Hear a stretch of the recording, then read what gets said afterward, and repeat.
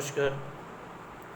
सिद्धि हिंदी विद्यालय और सिद्धि English school के यूट्यूब चैनल में मैं हर्षद जानी आप सभी विद्यार्थी मित्रों का और अभिभावक मित्रों का हार्दिक स्वागत करता हूँ। पुनः एक बार मैं कक्षा 12वीं का वीडियो लेकर आपके सामने प्रस्तुत हुआ हूँ। विषय है अर्थशास्त्र। लेसन की शुरुआत करूँ उससे पहले यदि आप लोगों को यह वीडियो पसंद आता है तो अपने अधिक से अधिक लाइक कीजिएगा, सब्सक्राइब भी कीजिएगा और अपने विद्यार्थी मित्र, अपने सगे संबंधी जो हिंदी मीडियम के बच्चे हैं उनको अधिक से अधिक इस वीडियो को शेयर भी कीजिएगा ताकि अधिक से अधिक बच्चे इस वीडियो का लाभ उठा सकें। विषय की शुरुआत से पहले अपन एक सुंदर से सुविचार के साथ करते हैं कि मनुष्य अपने विश्वास से निर्मित होता है। जैसा वह विश्वास करता है वैसा वह बन जाता है। भगवद गीता में बहुत सुंदर सी बात लिखी है कि हम जैसा सोचते हैं वैसा ही हम हो जाते। इसी अच्छी और सुंदर सी सोच के साथ हम आइए मिलकर एक छोटी सी प्रार्थना करते हैं।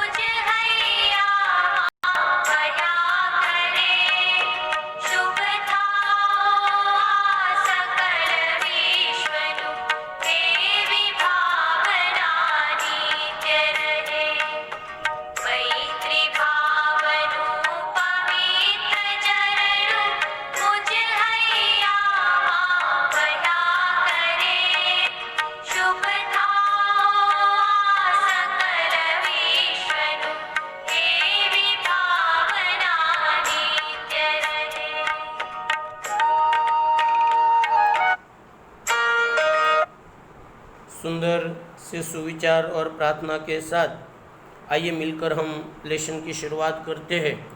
लेसन हमारा चौथा चल रहा था अर्थशास्त्र विषय के अंतर्गत। उस लेसन का नाम है बैंकिंग और मौद्रिक नीति। लंबा चौड़ा लेसन है, आधुनिक लेसन माना जाता है इसको कि वर्तमान में बैंकिंग की क्या परिस्थितियां हैं उनको लेकर सारी बातें इस लेसन के संदर्भ में प्रस्तुत हुई है। आइए हम देखते हैं कि हमने इस लेसन के अंतर्गत अब तक क्या क्या सीखा। तो हमने जो सीखा है उसमें सबसे पहले जो बात हमने सीखी थी बैंक का उद्भव और विकास। 3 अंकों का ये सवाल था जिसके बारे में हमने जानकारी प्राप्त की। उसके बाद हम लोगों ने बैंक का अर्थ और उसकी परिभाषा का भी जानकारी हमने प्राप्त की। उसके बाद बैंक का वर्गीकरण कि भाई बैंक कितने प्रकार की है, मध्यस्थ बैंक और व्यापारिक बैंक जिसके बारे में भी हमने जानकारी प्राप्त की। उसी क्रम में हमने देखा था वाणिज्यिक बैंक पर टिप्पणी। उसके साथ आगे और हमने देखा था वाणिज्यिक बैंक के मुख्य कार्य। इसे ऐसे तो 2 प्रकार के कार्य है, मुख्य कार्य और गौण कार्य, पर हमने अब तक मुख्य कार्य देखे। उसके बाद मुख्य कार्य के बाद हमने जमा करने के या तो खाते के प्रकारों की जानकारी ली जिसमें सावधि जमा खाता है, अलग अलग प्रकार के चालू खाता है, रिकरिंग खाता है, वगैरह खाते के बारे में जानकारी प्राप्त की। उसके बाद ऋण देने की जो व्यवस्था है या भुगतान और निकासी की जो सुविधा है उनके बारे में भी हमने जानकारी इस लेसन के संदर्भ में प्राप्त कर ली। उसी क्रम में शाख सर्जन की प्रक्रिया हमने अगले इससे पहले के वीडियो में भी जानकारी प्राप्त की थी। प्रैक्टिकल शाख सर्जन जानकारी हमने उदाहरण के साथ तालिका के साथ देखा था। अब जो आगे का 5वां कार्य बाकी था, हमने 4 कार्य देखे थे। 5वां जो बैंक का कार्य है वो आंतरिक बैंकिंग की व्यवस्था देना। अब आंतरिक बैंकिंग का अर्थ समझ लेना आप लोगों के लिए आवश्यक है। दो बैंकों के बीच में यदि कोई प्रकार का व्यवहार होता है तो वो आंतरिक बैंकिंग है। मतलब मानो कि एक SBI और दूसरी HDFC, आप इससे कोई भी उदाहरण लिख सकते हैं। शुरुआत करते हैं उसके बारे में। तो सभी व्यापारिक बैंक, चाहे वो कोई सी भी बैंक हो, व्यापारिक बैंक होनी चाहिए, वो सभी व्यापारिक बैंकों को आंतरिक बैंकिंग की सुविधा प्रदान करना होता है, तो आंतरिक बैंकिंग की सुविधा प्रदान करती है। उसके अंतर्गत की बात करूँ तो एक बैंक के द्वारा अन्य बैंक का चेक, ड्राफ्ट या पैसे, पुनः एक बार, एक बैंक के द्वारा अन्य बैंक का चेक, ड्राफ्ट या पैसे का भुगतान आपस में किया जाता है। इन शॉर्ट, एक बैंक अन्य बैंक से कोई भी प्रकार का पैसों का लेन देन करे, चाहे वो चेक के द्वारा हो, चाहे वो ड्राफ्ट के द्वारा हो, या तो कोई अन्य माध्यम के द्वारा हो, तो उसको आंतरिक बैंकिंग कहा जाता है। पुनः एक बार, एक बैंक के द्वारा अन्य बैंक के साथ चेक, ड्राफ्ट या पैसे का कोई भी प्रकार का भुगतान आपस में किया जाता हो तो उसको आंतरिक बैंकिंग कहा जाता है। आंतरिक बैंकिंग के लिए अलग अलग प्रकार का चार्ज वसूल किया जाता है। मैं थोड़ा उसको आपको समझा दूं कि भाई चार्ज अर्थात क्या। तो मानो कि फॉर एग्जांपल ICICI बैंक है, उसने IDBI बैंक को फ़ोन करके लाख रुपये उधार लिए, तो वो लाख रुपये एक दिन के लिए जो उधार लिए, उनके बदले में उनको कुछ एक पैसे उनको चार्ज के रूप में चुकाना पड़ता है, जिसको अर्थशास्त्र की परिभाषा में कॉल मनी रेट के नाम से पहचाना जाता है। ये अगले साल का सवाल है, 1 अंकों का, कि कॉल मनी रेट अर्थात क्या। तो आंतरिक बैंकिंग के लिए बैंक जो अलग अलग प्रकार का चार्ज वसूल करती है उसे कॉल मनी रेट कहते हैं। सभी बैंकों का चार्ज अलग अलग होता है, लेकिन RBI के नियमों के आधार पर। इस प्रकार छोटी सी परिभाषा की बात करूँ तो एक बैंक के द्वारा अन्य बैंकों का RBI के नियमों के दायरे में रहकर अल्पकालीन या दीर्घकालीन जो भी ऋण देती है उसे आंतरिक बैंकिंग कहते हैं। पुनः एक बार, एक बैंक के द्वारा अन्य बैंकों को RBI के नियमों के दायरे में रहकर, पुनः एक बार मैंने आप लोगों को जो उदाहरण दिया वही कि एक बैंक अन्य बैंक को कोई भी प्रकार का अल्पकालीन या दीर्घकालीन यदि ऋण प्रदान करती है तो ये पैसों के लेन देन को आंतरिक बैंकिंग कहा जाता है। इस प्रकार हम यहाँ पर व्यापारी बैंकों के मुख्य कार्य देख सकते हैं। इन मुख्य कार्यों को पुनः एक बार कि हमने मुख्य कार्य कौन कौन से देखे, उसके अंतर्गत जमा स्वीकारना, दूसरा ऋण की सुविधा उपलब्ध करवाना, तीसरा भुगतान और निकासी की सुविधा करने का कार्य, चौथा साख सर्जन करने का कार्य, और पांचवा आंतरिक बैंकिंग का व्यवहार करना। ये 5 जो कार्य है ये व्यापारिक बैंक के मुख्य कार्य है जिसको हमने यहाँ पर देखा। अब हम जो बात करेंगे वो व्यापारिक बैंक के गौण कार्य। व्यापारिक बैंक के मुख्य कार्य 5 थे, लेकिन गौण कार्य कितने, तो कि व्यापारिक बैंक के मुख्य 2 गौण कार्य हैं। MCQ या खाली जगह या तो एक वाक्य में पूछा जाए कि व्यापारिक बैंकों के मुख्य गौण कितने कार्य है, तो 2 गौण कार्य है। एक, ग्राहकों के एजेंट के रूप में उपयोगी सेवाएं प्रदान करना। एजेंट शब्द आप लोगों को मालूम है, बात डिटेल में आगे करेंगे। और दूसरा जो गौण कार्य है वो है परिवर्तनशील समय के साथ आधुनिक सेवाएं प्रदान करना।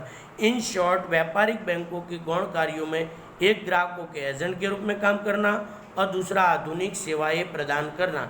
ऐसा भी आप वहाँ पर पेपर के अंतर्गत लिख सकते हो। अब हम इन दोनों गौण कार्यों की विस्तृत जानकारी प्राप्त करने का प्रयत्न करते हैं। क्या है, तो सभी व्यापारिक बैंकों को ग्राहकों के एजेंट के रूप में अलग अलग प्रकार की सेवाएं देती है।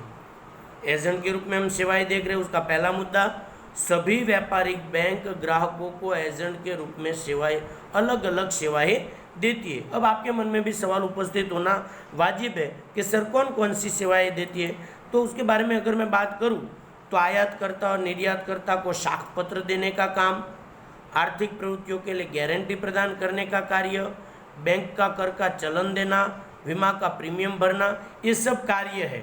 और ये सारे कार्य आप 11वीं और 12वीं कक्षा के अंतर्गत बीए में पढ़े हैं। क्या आयातकर्ता और निर्यातकर्ता का साख पत्र क्या होता है, आर्थिक प्रवृत्तियों के लिए गारंटी प्रदान करना, मतलब जवाबदारी लेना कि अगर कोई व्यक्ति आपसे पैसे उठाकर ले गया या तो आपने किसी को दस्तावेज के थ्रू मकान बेचा है तो वो मकान का दस्तावेज बैंक अपने पास रखती है और बदले में पैसे प्रदान करती है। और वो व्यक्ति अगर पानो के पैसा नहीं देता तो बैंक उसके दस्तावेज के जरिए उनका मकान जब्त कर लेती है। डिटेल में जानकारी बीए में आप पढ़ोगे। बैंक के कर का चलन भर के देती है और बीमे का प्रीमियम लगभग आप लोगों ने ये सब भरा होगा। आपके पेरेंट्स भी इस प्रकार की सुविधा लेते होंगे बैंक से। ग्राहकों के कीमती जेवर है, वस्तुएं है, कागज है, डॉक्यूमेंट है इत्यादि को सुरक्षित रखने के लिए bank safe deposit vault, short में उसको लॉकर कहते हैं। लॉकर की सुविधा लगभग ज़्यादातर लोग जानते हैं कि ज़्यादातर लोग अपने घर में पैसे या अगर मानो कि जेवर अपने घर में नहीं रखना हो चोरी वगैरह के डर से तो बैंक के अंतर्गत जाकर लॉकर में भी रख सकते हैं। आगे एक बार वापस देख लीजिएगा कौन कौन सी सुविधा। एजेंट के रूप में एक आयातकर्ता और निर्यातकर्ता को साख पत्र देना, दूसरा आर्थिक प्रवृत्तियों के लिए गारंटी प्रदान करना, दूसरा बैंक का कर का चलन भर के देना, बीमे का प्रीमियम भर के देना, कीमती जेवर हो, वस्तु हो, कागज हो, डॉक्यूमेंट हो इत्यादि के लिए लॉकर की सुविधा भी बैंक एजेंट के रूप में प्रदान करती है। इसके अलावा कुछ निश्चित वर्ग के लोगों को, कुछ निश्चित वर्ग मतलब सामान्य लोगों को माइक्रो फाइनेंस, यहाँ पर माइक्रो फाइनेंस का अर्थ लेना है छोटी रकम का उधार। माइक्रो फाइनेंस देना कोई व्यवसाय के लिए या तो व्यक्तिगत व्यापार के भुगतान के मामलों में विश्वसनीय प्रदान करना, ड्राफ्ट या तो पे ऑर्डर वगैरह की सुविधा भी बैंक एजेंट के रूप में, मतलब जिस प्रकार एक एजेंट अलग अलग प्रकार के कई कार्य करता है और बदले में उससे पैसे या तो चार्ज वसूल करता है, ठीक बैंक भी उसी प्रकार से अलग अलग प्रकार के एजेंट के रूप में काम करती है। और ये काम के बदले में ध्यान दीजिएगा बैंक अमुक चार्ज भी वसूल करती है और उसी के द्वारा बैंक चलती है। इस प्रकार बैंक ग्राहकों के एजेंट के रूप में अलग अलग उपयोगी सेवाएं प्रदान करती है। 2 अंकों में सवाल पूछा जाए तो आपको ये पूरा लिखने की ज़रूरत नहीं है, केवल जो कार्य है उसको क्रम देकर भी आप जवाब लिख सकते हो। कौन कौन से कार्य, पुनः एक बार, आयातकर्ता निर्यातकर्ता को साख पत्र देना, आर्थिक प्रवृत्तियों के लिए गारंटी प्रदान करना, बैंक कर चलन भरना, बीमा का प्रीमियम भर के देना, कीमती जेवर हो, वस्तु हो, कागज हो, डॉक्यूमेंट हो इत्यादि के लिए लॉकर की सुविधा देना, कुछ निश्चित वर्गों के लिए माइक्रो फाइनेंस की सुविधा देना, व्यवसाय या व्यक्तिगत व्यापार के मामलों में विश्वसनीयता प्रदान करना, ड्राफ्ट या तो पे ऑर्डर की सुविधा देने का काम भी एजेंट के रूप में बैंक करती है। इस प्रकार अलग अलग एजेंट के रूप में काम बैंक करती है। 2 अंकों का सरल सा सवाल आप लोगों ने देखा। दूसरा बैंक का कार्य क्या है कि परिवर्तनशील समय के साथ आधुनिक सेवाएं प्रदान करना। हम गौण कार्य देख रहे हैं व्यापारिक बैंकों के। अब आप लोगों के मन में परिवर्तनशील समय आवे कि नहीं आवे, आधुनिक फैसिलिटी देना इन शॉर्ट। तो कौन कौन सी, तो उसके अंतर्गत हम देखें तो समय परिवर्तन के साथ व्यापारिक बैंकों की कार्य पद्धति में भी दिन प्रतिदिन परिवर्तन दिखाई देता है। आपके हाथ में रहा मोबाइल के अंतर्गत पेटीएम, मोबाइल बैंकिंग वगैरह इनका जीवंत उदाहरण है। तो उसके अंतर्गत आज के समय में चलन हो, चेक का उपयोग किए बिना एक खाते में से जो अन्य खाते में आप मुद्रा ट्रांसफ़र करने की सुविधा है वो बैंक आधुनिक सुविधा भी देती है। मतलब आपको चेक, चलन या तो कोई प्रकार की जो पर्ची है वो भरनी नहीं पड़ती और आप अपने मोबाइल के द्वारा, कंप्यूटर के द्वारा सरलता से एक उंगली के क्लिक के ऊपर आप अपनी मुद्रा को अन्य खातों में ट्रांसफ़र भी कर सकते हैं। उसी को आधुनिक सेवा भी कहा जाता है। उसी के अंतर्गत 2 प्रकार की आधुनिक सुविधा बैंक देती, एक NEFT और दूसरा RTGS। इन दोनों सुविधा को अर्थशास्त्री इलेक्ट्रॉनिक ट्रांसफ़र कहते हैं। हालांकि आज के बच्चों को या तो आज की पीढ़ी को इलेक्ट्रॉनिक ट्रांसफ़र के बारे में समझाने की आवश्यकता नहीं है और आपको मालूम है कि माहौल चल रहा है लॉकडाउन का, तो लॉकडाउन के अंतर्गत पैसों का लेन देन ज़्यादातर इन इलेक्ट्रॉनिक ट्रांसफ़र की आधुनिक सेवा के द्वारा ही अधिकतर लोगों ने किया होगा या तो अभिभावकों ने भी किया होगा। फिर भी सर एनईएफटी क्या है, आरटीजीएस क्या है, तो उनको अंग्रेजी में एक अंक में अगर पूछे कि एनईएफटी तो national electronic fund transfer, NEFT का पूरा नाम फिर से नेशनल इलेक्ट्रॉनिक फंड ट्रांसफ़र, इसको आप हिंदी में भी नेशनल इलेक्ट्रॉनिक फंड ट्रांसफ़र के नाम से लिख सकते हो। और आरटीजीएस को सर क्या कहते हैं, तो कि real time gross settlement, again real time gross settlement, ये दोनों का नाम अंग्रेजी में अगर पूछा जाए तो आप हिंदी में भी लिख सकते हैं पूरा नाम अगर पूछे तो। अब उसी के क्रम के अंतर्गत देखें तो मोबाइल बैंकिंग है, इंटरनेट बैंकिंग है, कंप्यूटर बैंकिंग है वगैरह की सुविधा भी खरीदी बिक्री के लिए बैंक प्रदान करती है। इसको भी आधुनिक बैंकिंग या तो आधुनिक सेवा ही कहा जाता है और ये सुविधाओं का लाभ हम लोग ज़्यादातर आज के समय में उठाते, तो हमारे लिए कोई नई बात या तो नहीं दिखाई देती है। इसके अलावा बैंक एक डीमैट DEMAT खाते की सुविधा भी प्रदान करती है। सर ये डीमैट होता क्या है, हालांकि डीमैट का सारा कॉन्सेप्ट लगभग आप बीए के अंतर्गत, बीए विषय के अंतर्गत लगभग आप डिटेल में चौथे या तो पाँचवें छठे लेसन में पढ़ोगे। फिर भी डीमैट खाता होता क्या, उसका अर्थ आपको बता दूं कि डीमैट खाता अर्थात शेयर हो, डिबेंचर, बॉन्ड, अलग अलग प्रकार की जामीनगिरी, कोई प्रकार का दस्तावेज, उनको भौतिक रूप से अर्थात इलेक्ट्रॉनिक रूप से अपने खाते में रखने की जो व्यवस्था है और उसके लिए जो एक अपने इलेक्ट्रॉनिक खाता तैयार किया जाता है उसको डीमैट खाता कहा जाता है। पुनः एक बार कि डीमैट खाता अर्थात शेयर, डिबेंचर, बॉन्ड, अलग अलग प्रकार की जामीनगिरी, दस्तावेज इत्यादि को भौतिक रूप से सुरक्षित रखने के लिए जो लोग खाता खुलवाते हैं उसको इलेक्ट्रॉनिक खाता तैयार किया जाता है, उसको डीमैट खाता कहते हैं। इस प्रकार की आधुनिक सुविधाएं के द्वारा डीमैट खाता धारक क्या करेगा, डीमैट खाता धारक मानो कि जैसे कि मुकेश भाई अंबानी है, रतन टाटा है, ऐसे जो लक्ष्मी मित्तल है या तो गौतम भाई अदानी है, ये लोग ऐसे लोग हैं जो बड़े लोग हैं जिसके पास इतना टाइम नहीं रहता, इसलिए वो डीमैट खाता खुलवाते हैं और उनका जो शेयर की खरीद बिक्री है वो डायरेक्ट एजेंट के थ्रू शेयर हो, डिबेंचर हो, वो इलेक्ट्रॉनिक स्वरूप में रखे जाते हैं और ज़रूरत पड़ने पर किसी और के खाते में ट्रांसफ़र भी शेयर, मतलब यहाँ पर एक बात याद रखिएगा, डीमैट खाता अर्थात शेयर या बॉन्ड या डिबेंचर ट्रांसफ़र करने वाला खाता। जैसे पैसों का ट्रांसफ़र कैसे होता है वैसे शेयर और डिबेंचरों का भी ट्रांसफ़र एक खाते में से दूसरे खाते में किया जा सकता है, उसको डीमैट खाता भी कहा जाता है। इस प्रकार हम व्यापारिक बैंकों के गौण कार्यों को भी सरलता से देख सकते हैं। मतलब हमने अब तक 7 कार्य देखे, 5 व्यापारिक बैंकों के मुख्य कार्य देखे और 2 व्यापारिक बैंकों के गौण कार्यों को भी हमने सरलता से यहाँ पर देखा। इस प्रकार इस वीडियो को अंत तक देखने के लिए आप सभी विद्यार्थियों का बहुत बहुत धन्यवाद। पुनः एक बार प्लीज़ इस वीडियो को लाइक कीजिएगा, सब्सक्राइब कीजिएगा और अधिक से अधिक आपके ग्रुप में इनको शेयर भी कीजिएगा। मैं हर्षद जानी, यदि आप लोगों को किसी भी प्रकार का इस वीडियो के रेफरेंस में कोई प्रकार की तकलीफ, कोई समस्या, कोई क्वायरी हो तो आप मेरे संपर्क सूत्र 9825581539 पर संपर्क करके आप कोई भी प्रकार की इस वीडियो से रिलेटेड जानकारी है तो क्वायरी प्राप्त कर सकते हैं। आप सभी का बहुत बहुत धन्यवाद। सिद्धि हिंदी विद्यालय।